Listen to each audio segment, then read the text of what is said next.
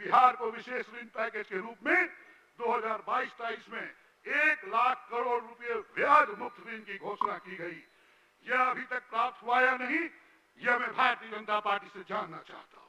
9 अगस्त 2022 को जब नीतीश जी हम लोग के साथ आए, अचानक भाजपा के लिए वो विलन बन गए। मध्य प्रदेश में कांग्रेस की स्पष्ट बहुमत की सरकार जनता ने निर्वाचित की थी, उसमें से विधायकों का इस्तीफा दिलाकर पुनः चुनाव कराकर सरकार गिराकर भाजपा की सरकार बनाना जरा देश का अपमान था या नहीं। श्री तारकिशोर प्रसाद जी के 11 तारीख को कहते हैं कि नीतीश जी भ्रष्टाचार पर मौन है, भाजपा जनता के मुद्दे को लेकर सड़क से सदन तक संघर्ष करेगी। भारत के यशस्वी प्रधानमंत्री जी माननीय सदस्य एवं राज्य के माननीय मुख्यमंत्री जी के नेतृत्व में कोविड-19 के सफलतापूर्वक संघर्ष करते हुए चुनौतीपूर्ण आर्थिक एवं सामाजिक संघर्ष से हम बाहर निकले हैं।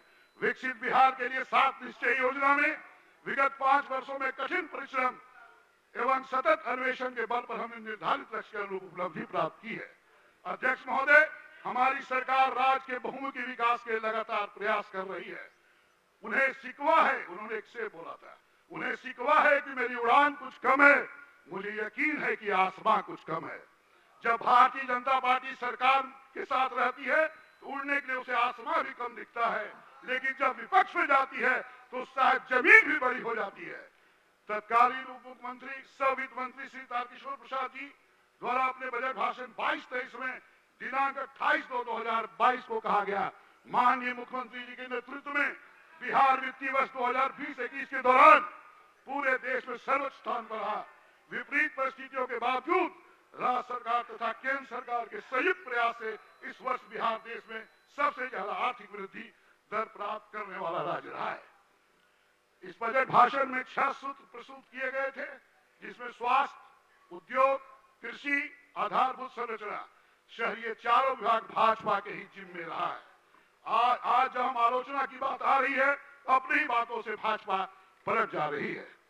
वित्तीय वर्ष 2022-23 के बजट भाषण में तत्कालीन उप मुख्यमंत्री श्री तारकिशोर प्रसाद जी ने माननीय प्रधानमंत्री जी को माननीय केंद्रीय वित्त मंत्री जी का आभार व्यक्त किया था कि बिहार को विशेष ऋण पैकेज के रूप में 2022-23 में 1 लाख करोड़ रुपए ब्याज मुक्त ऋण की घोषणा की गई। यह अभी तक प्राप्त हुआ या नहीं, यह मैं भारतीय जनता पार्टी से जानना चाहता हूं। वित्तीय वर्ष 2022-23 के बजट भाषण के अंत में तत्कालीन मुख्यमंत्री सह वित्त मंत्री ने कहा है कि माननीय मुख्यमंत्री के नेतृत्व में बिहार 2022-23 में सभी आयामों के अग्रणी रहेगा। अब मैं समाचार पत्रों की कुछ सुर्खियों का उल्लेख करना चाहूंगा। 9 अगस्त 2022 को जब नीतीश जी हम लोग के साथ आए, अचानक भाजपा के लिए वो विलन बन गए। भाजपा ने कहा है कि नीतीश जी ने जनादेश का अपमान किया है। मैं भाजपा से जानना चाहता हूं कि वर्ष 2017 में जब भाजपा सरकार में शामिल हुई थी, उस वक्त उसने जनादेश का अपमान किया था या नहीं। मध्य प्रदेश में कांग्रेस की स्पष्ट बहुमत की सरकार जनता ने निर्वाचित की थी, उसमें से विधायकों का इस्तीफा दिलाकर पुनः चुनाव कराकर सरकार गिराकर भाजपा की सरकार बनाना जनादेश का अपमान था या नहीं। मुझे आश्चर्य है, पूरे देश में जो लोग संसदीय व्यवस्था को ध्वस्त करने पर तुले हैं, वो जनादेश की बात करते हैं। अचानक ऐसी कौन सी घटना घट जाती है कि भाजपा के लोग नीतीश जी को बैरी हो जाते हैं। भाजपा के एक नेता जो बयानवीर हैं, उन्होंने 10 अगस्त 2022 को बयान दिया, उपराष्ट्रपति पद की इच्छा जताई थी, नहीं मिलने पर आदरणीय नीतीश कुमार जी ने माननीय सदस्य श्री अजीत शर्मा जी, मात्र 3 मिनट अब रह गया है आपका, इसलिए हमें से दुश्मनी है हुजूर। शायद उपराष्ट्रपति पद का आवेदन आदरणीय नीतीश कुमार जी ने उन्हीं बयानवीर नेताजी को दिया होगा। 9 अगस्त 2022 के पहले तक जो बिहार के उप मुख्यमंत्री थे श्री तारकिशोर प्रसाद जी के 11 तारीख को कहते हैं कि नीतीश जी भ्रष्टाचार पर मौन है, भाजपा जनता के मुद्दे को लेकर सड़क से सदन तक संघर्ष करेगी।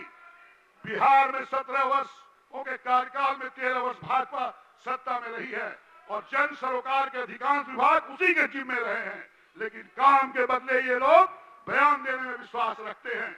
नगर विकास और आवास विभाग भाजपा के ही जिम्मे रहा और पटना में अतिवृष्टि होने पर भाजपा के बयानवीर शीर्षस्थ नेता हाफ पैंट पहन के बाहर निकलने पर विवश हुए थे।